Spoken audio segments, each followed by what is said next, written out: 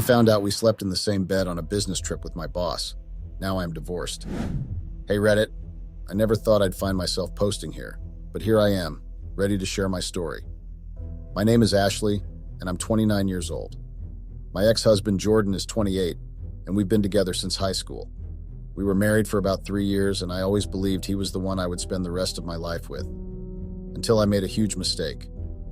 It all started with a business trip and a night that changed everything. And I know you might be wondering how on earth that happened, so let me take you back to when things were still good, before I lost the love of my life. I remember our first date like it was yesterday. Jordan was the epitome of everything I wasn't. Charming, outgoing, and everyone's crush. He was the star on the football field, the guy everyone wanted to be friends with. I, on the other hand, was the quiet girl who preferred books to parties. I couldn't believe it when he asked me out. Why would someone like him choose someone like me? But there we were, sitting across from each other in a cozy cafe, nervous smiles and awkward small talk filling the air. Jordan made me feel comfortable from the start, and his easygoing nature put me instantly at ease. As we talked, I discovered a side of Jordan that went beyond his popular persona. He was not just handsome and smart, he was genuinely kind and funny. He shared stories about his football games, his dreams for the future, and his passion for making people smile. Despite the attention he got from everyone, he chose me that night. It wasn't just a date, it was the beginning of something special, something I thought would last a lifetime. Oh, how wrong I was. Our second date was a huge contrast to the nervous excitement that I had felt on the first. By then, Jordan and I had discovered a comfortable rhythm in each other's company. He planned a surprise picnic in the park, complete with my favorite foods and a blanket spread under the shade of a large oak tree. We just sat there and enjoyed the delicious food and the serene surroundings. I found myself falling deeper for Jordan. He was more than just the popular guy at school. He was attentive, caring, and genuinely interested in getting to know me beyond the surface. We laughed, shared childhood stories, and even talked about our dreams and aspirations. Jordan's passion for life was infectious, and I couldn't help but feel grateful that he had chosen me out of everyone. That day in the park, with the sun painting golden hues across the sky, I felt a sense of belonging with Jordan. It wasn't about his popularity or how others saw us. It was about the connection we shared, the moments of genuine happiness we found in each other's presence. Our third date was a delightful mix of adventure and laughter. Jordan surprised me by taking me to an amusement park, knowing how much I loved the thrill of roller coasters and carnival games. Jordan and I raced from one ride to another. We laughed so loud as we enjoyed every moment of the adrenaline rush. He won me a stuffed animal at a game booth, proudly presenting it to me with a grin that melted my heart. Despite the chaos in the park, we found moments of quiet intimacy, stealing kisses between rides and sharing whispered conversations about our hopes and fears. Jordan's presence was a constant source of comfort and joy. His infectious smiles could brighten even the cloudiest of days.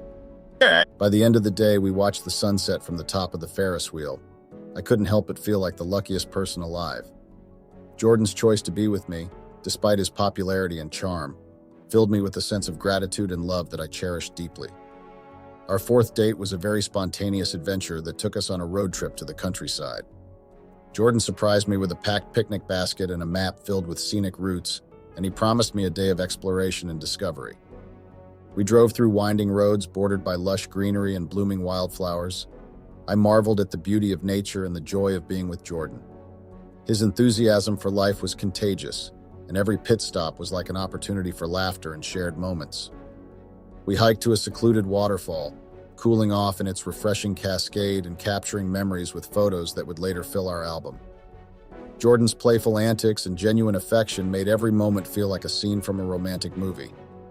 Our picnic by the lake was very peaceful, with the sound of birdsong and the gentle lapping of water creating a serene backdrop for heartfelt conversations. Jordan opened up to me, and I shared my hopes and aspirations, deepening our bond with each shared revelation. Graduating from high school was a huge mix of excitement and nostalgia. I remember Jordan and I stood side by side, clutching our diplomas amidst cheers and applause. It felt like the end of an era and the beginning of something new, something we had been eagerly anticipating together. What made that day even more special was knowing that we were both headed to the same college. It was like we had mapped out our future, hand in hand, and built our dreams around each other. We packed our bags and said goodbye to our hometown.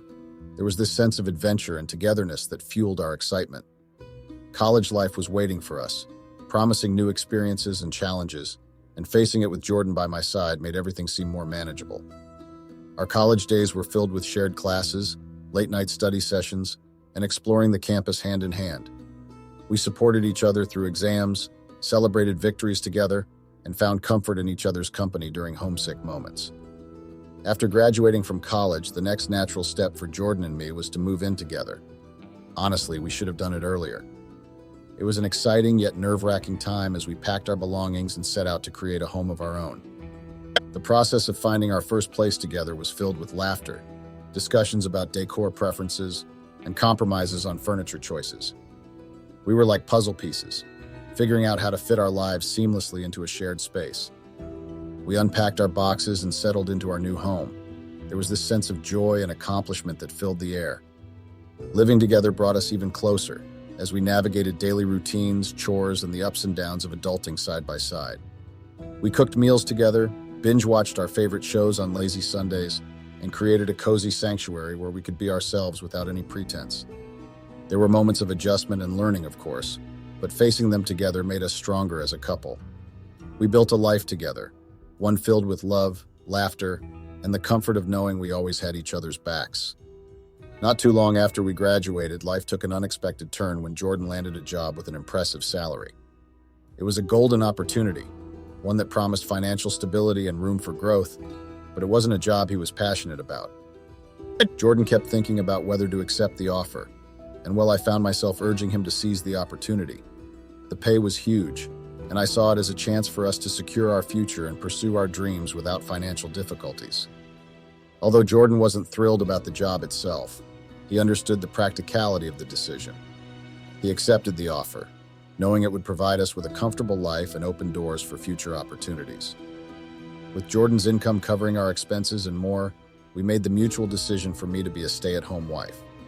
It was a choice made out of practicality, and well, the only sensible thing to do.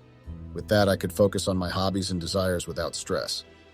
Being a stay-at-home wife allowed me to invest time in personal projects, pursue creative outlets, and support Jordan in his career journey. Our days were filled with shared moments, from breakfast together to evening walks and weekend adventures. While the financial security was a blessing, Jordan wasn't fulfilled at his job and he absolutely hated it. I tried my best to sympathize, of course, but there wasn't much I could do. Then Jordan proposed. Jordan's proposal was a total surprise, and it happened in a simple but meaningful way. We were at this cozy cabin in the mountains, just enjoying each other's company by the fireplace. We were sipping on hot cocoa and talking about everything and nothing. Then out of nowhere, Jordan got serious and started talking about us, our journey together, and how much he loved me. It was like he couldn't hold it in anymore, and I could feel my heart racing as he spoke. Before I knew it, he was down on one knee, holding out a ring. I was so shocked and overwhelmed with emotion that I couldn't hold back the tears. It was a definite yes, followed by lots of hugs, kisses, and laughter. When we told our families about our engagement, they were over the moon with excitement. Both our families had always been so supportive and loving towards us, so seeing them happy for us was the best feeling in the world. Planning our wedding was a whirlwind of excitement, emotions, and yes, stress. From choosing the venue to picking out the perfect dress, every decision felt like it carried the weight of 1,000 expectations. At first, it was all about envisioning our dream wedding, a day that would reflect our love and commitment to each other. We spent hours browsing through ideas, debating color schemes, and creating guest lists that seemed to grow longer with each passing day. But as the planning intensified, so did the pressure. There were endless details to consider, budgets to manage, and opinions to navigate, both from within and outside our families. What started as an exciting journey was now starting to feel like a never-ending maze of choices and compromises. The stress began to seep into our relationship, testing our patience and communication skills. We found ourselves caught up in minor disagreements that felt magnified under the wedding planning spotlight. It was a roller coaster of emotions, from moments of pure joy and anticipation to bouts of frustration and exhaustion. However, we did our best to always come to an agreement. We made compromises, sought advice from trusted friends and family, and tried to focus on the bigger picture, celebrating our love and commitment surrounded by our loved ones. Our wedding day was a roller coaster of emotions, a mix of nerves, excitement, and overwhelming love. Getting ready in the morning was chaotic but filled with laughter and shared moments with my closest friends and family. Walking down the aisle towards Jordan was surreal.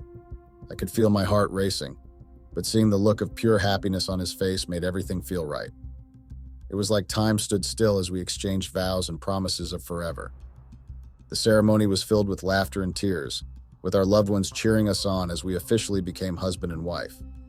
The reception was a blast, with dancing, toasts, and lots of delicious food and drinks. Every little detail from the decorations to the music playlist reflected us as a couple. It wasn't about being perfect, it was about celebrating our love with the people who mattered most to us. In the end, our wedding day was everything we had hoped for and more. The stress and challenges of planning faded away the moment we exchanged our vows, surrounded by the people who mattered most to us. Our honeymoon was a much-needed escape, a chance to unwind and bask in the glow of newlywed bliss. We chose a tropical destination with sun-kissed beaches and crystal-clear waters, the perfect backdrop for relaxation and romance. We lounged on the beaches, sipped cocktails, and explored the local sights. The stress of wedding planning melted away. It was a time for us to disconnect from the outside world and focus solely on each other. Our days were filled with leisurely walks along the shoreline, exhilarating water sports, and indulgent spa treatments. We laughed, we danced, and we made memories that would last a lifetime.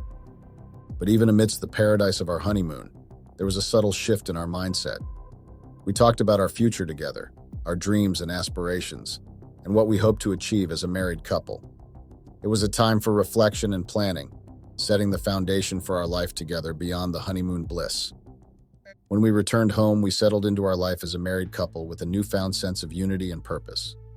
We unpacked our bags, framed honeymoon photos, and returned to our daily routines with a renewed sense of appreciation for each other.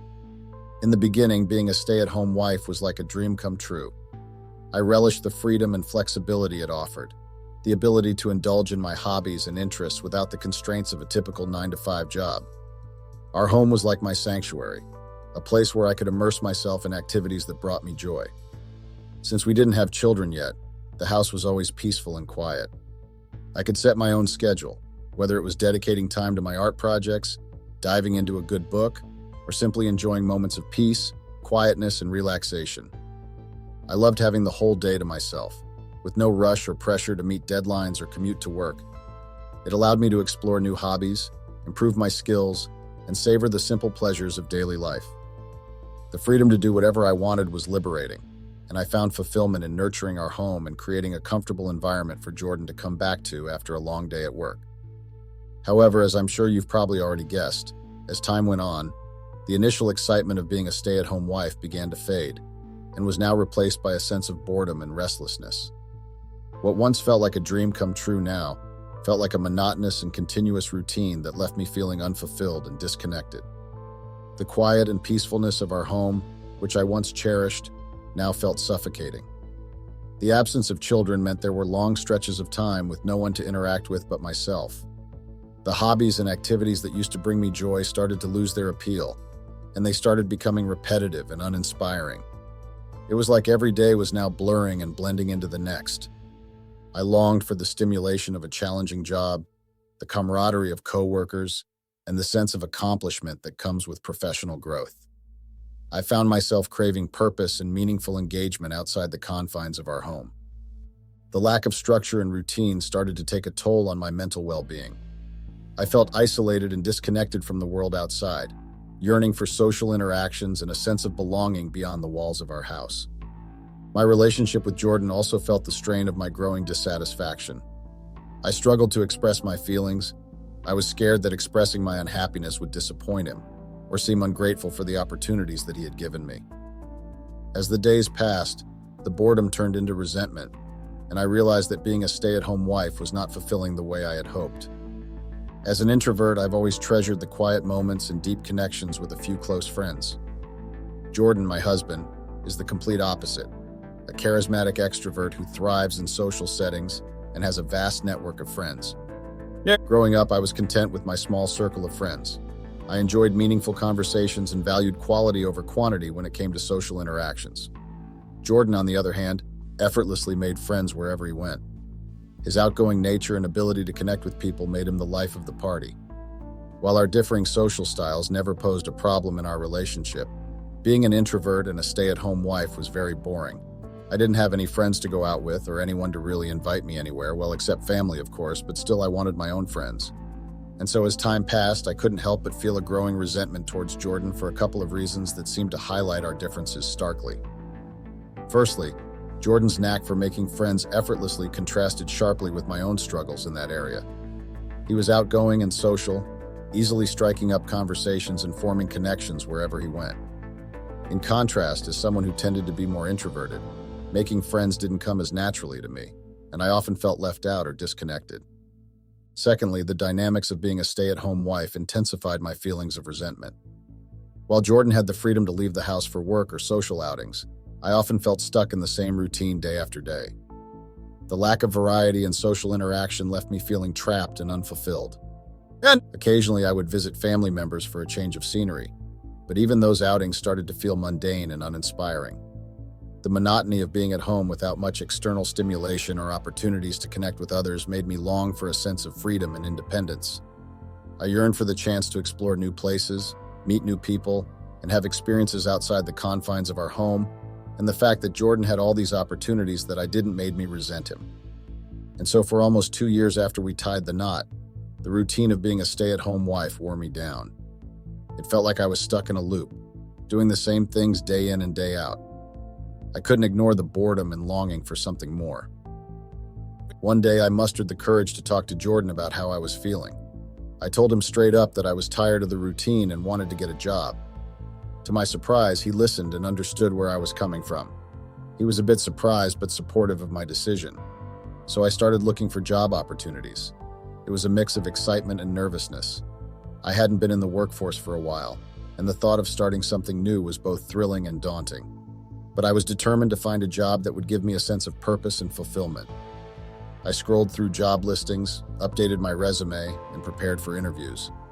I felt a glimmer of hope and excitement. It was a fresh start, a chance to break free from the monotony and get some excitement in my life. After a diligent search, I landed a job that I really liked. The only downside was that it required some travel. Not excessively, but enough to make Jordan uneasy. In that moment, however, I brushed aside his concerns. I felt like I had been cooped up at home for so long as a stay-at-home wife that a bit of travel now and then would give us both some breathing room. I knew Jordan wouldn't be thrilled about the travel aspect, but I was determined to pursue this opportunity regardless. It felt like a chance for me to reclaim a bit of independence and space, something I had been craving after years of being closely tied to our home and routine. When I told Jordan about the job and its travel requirements, he wasn't happy. He expressed his concerns about being apart and the strain it might put on our relationship. However, in that moment, I was selfish. I countered his concerns by emphasizing how much I wanted this job and that I was willing to stay firm in my decision, despite his reservations.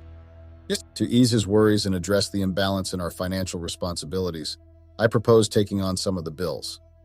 While my salary wasn't as high as Jordan's, I was willing to contribute a fair percentage to help shoulder the financial load. It was a way for me to show that I was committed to making this work, and that I valued the opportunity to contribute in more ways than one. Looking back, I realized that I might have been too focused on my own desires and not sensitive enough to Jordan's concerns. I had been very selfish, and it had cost me my marriage. As I settled into my new job, I really liked it. My boss was super friendly, maybe a bit too friendly. He'd often bring me coffee and snacks, which surprised me considering he was my boss, even compliment me, and engage in harmless flirting. At first, I thought it was just his way of being nice, but over time, it started to feel a bit off. I tried to convince myself that it was all innocent and that I was overreacting. Plus, I enjoyed the attention, so I didn't complain.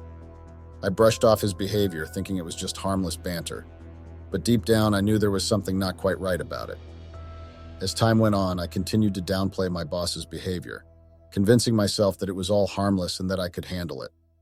I ignored the subtle signs that something was off and tried to focus on the positives of my job. However, things took a turn when our company hosted a work event, and I brought Jordan along as my date. Throughout the evening, my boss's behavior towards me became a bit weird. He was overly nice, constantly seeking my attention, and his behavior crossed the line of professionalism, especially considering he had brought his wife to the event. Jordan, being observant as always, noticed the way my boss was acting and expressed his discomfort during the ride home. He voiced his concerns about my boss's behavior and how it made him feel uneasy. However, I brushed off his concerns, attributing my boss's behavior to his friendly personality and the festive atmosphere of the event. Looking back, I realized that I was too focused on downplaying the situation and maintaining a sense of normalcy. I didn't want to acknowledge the underlying discomfort or address the implications of my boss's actions. It was a mistake to brush off Jordan's concerns, and I failed to see the potential consequences of ignoring the red flags. As usual, when the time came for a work trip with my boss, I informed Jordan, packed my bags, and met up with my boss for the journey. Typically, these trips involved a group of co-workers, but this time it was just me and my boss. Upon arriving at the hotel, my boss made an unexpected suggestion. He wanted us to book the same hotel room to save money. It caught me off guard because the company usually covered these expenses separately for each employee. However, my boss presented the idea in such a friendly and persuasive manner that I found it hard to refuse. Despite my initial surprise and discomfort with the suggestion, I caved in. Part of it was due to my boss's convincing demeanor, but I also couldn't deny that I had developed a bit of a crush on him. It clouded my judgment, and I agreed to share the hotel room with him to cut costs, overlooking how stupid and irresponsible making such a decision was, especially considering we were both married. After booking the same hotel room to save costs, my boss and I settled in for the night. We decided to go out and explore a bit, enjoying the sights and sounds of the new city. As the evening wore on, we returned to the hotel to rest. When it came time to sleep, I suggested taking the couch to maintain some level of comfort and boundaries. However, my boss insisted that it was no trouble at all to share the bed, and that he would be more comfortable taking the couch instead. Despite my initial hesitation, I ultimately agreed to sleep in the same bed as him, trusting his assurance that it was all in good faith. As we settled in for the night, I tried to push aside any lingering doubts or concerns.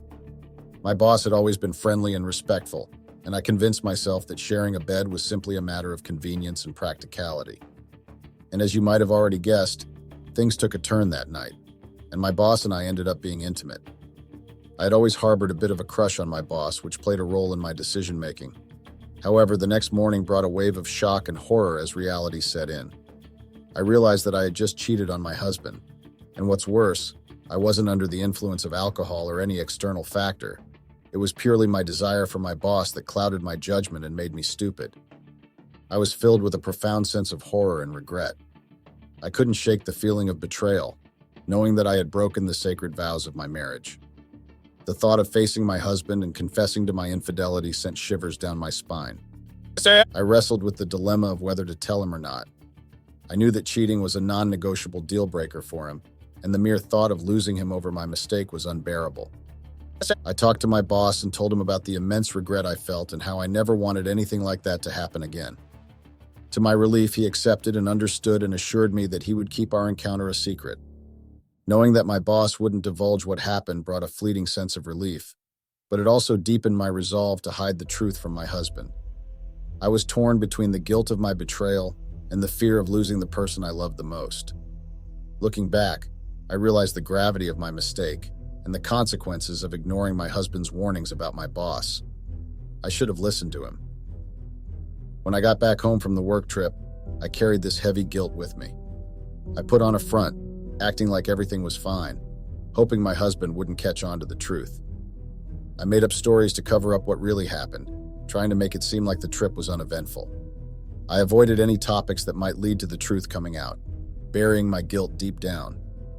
Every time I talked to my husband, it felt like I was putting on a show. I forced smiles, pretended to be happy, and acted like nothing had changed when inside I was falling apart. The guilt kept weighing on me, making me constantly worried that my secret would slip out. I knew that if my husband found out, it would destroy everything we had. Despite my efforts to hide the truth and act like everything was normal, the guilt and shame ate away at me, a constant reminder of the mistake I made and the trust I broke. The weight of my guilt became unbearable. It was eating away at me day and night.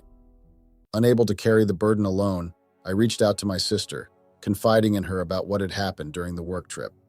We chatted online and I poured out my heart, admitting the truth I had been hiding. To my surprise, my sister was understanding and supportive. She consoled me, assuring me that I had made the right decision by not telling my husband. She believed that he wouldn't have forgiven me, and hearing that gave me a sense of temporary relief. With my sister's words echoing in my mind, I started to convince myself that what happened was in the past, and that dwelling on it would only make things worse. I chose to push aside my guilt and stop caring about the mistake I had made. After all, my husband would never find out, and as long as he never found out, I could move on from the issue and everything would be fine. However, in my haste to move on and bury the past, I forgot to clear the messages from our conversation. It was a careless oversight that would later come back to haunt me in ways I never imagined. In an effort to ensure that I never repeated the same mistake again, I made a drastic decision. I quit my job on short notice. It was a sudden and unexpected move, but one that I felt was necessary to distance myself from the temptation and potential for further indiscretions. When I told my husband about my decision, he was shocked. It was clear that he hadn't seen it coming, but to my relief, he supported me. He knew me well enough to understand that I could be unpredictable at times, especially when it came to making major life choices. Quitting my job was a way for me to remove myself from the situation that led to my mistake. I needed a fresh start, a clean slate to rebuild trust with my husband and focus on repairing our relationship. As I tried to refocus on my husband and our relationship, hoping to repair the damage caused by my mistake, a sudden and devastating revelation shattered everything. One evening, my husband came home in a terrible mood. I could tell something was wrong, but he didn't want to talk about it. I cooked dinner, hoping it would help lighten the mood, and called him down to eat. As we sat at the table, tension hung in the air like a heavy cloud. Then out of nowhere, my husband dropped a bombshell. He told me he wanted a divorce. I was stunned, unable to process what I was hearing. I laughed nervously, thinking he was joking, but the seriousness in his voice told me otherwise. I asked him what he meant, desperate for an explanation. That's when he revealed that he knew about the fact that I had cheated on him with my boss. The shock hit me like a ton of bricks. It felt like the ground had been ripped from beneath me as the truth came crashing down. I had betrayed my husband, and now that I was facing the consequences, I realized the gravity of my mistake and the irreparable damage it had caused to our marriage. I had thought that I could hide the truth, but I guess nothing is hidden forever. Tears started welling up in my eyes and I started crying. I was now begging for his forgiveness. I kept repeating that it was a one-time mistake and that I would never do it again. But he remained silent. He didn't say a word, but he looked so hurt and disappointed. I poured my heart out, apologizing profusely and promising to make things right. But he didn't respond, just sat there processing everything. Then he got up without a word and went to our bedroom. My heart raced with fear as I waited for him to return. When he came back, he had printouts of the conversation I had with my sister, the one where I spilled all about my affair and my guilt. I felt like I had been punched in the gut. There was no denying it now, no more hiding or excuses. The truth was out, and I had to face the consequences of my actions head on. It was a painful realization that I had shattered the trust and love we once shared. No amount of apologies could undo the hurt I had caused. Jordan didn't hold back. He was so hurt and disappointed. He called me foolish and cruel for planning to keep my affair a secret and never confessing. He said it was downright cruel to deceive him and hide such a significant betrayal.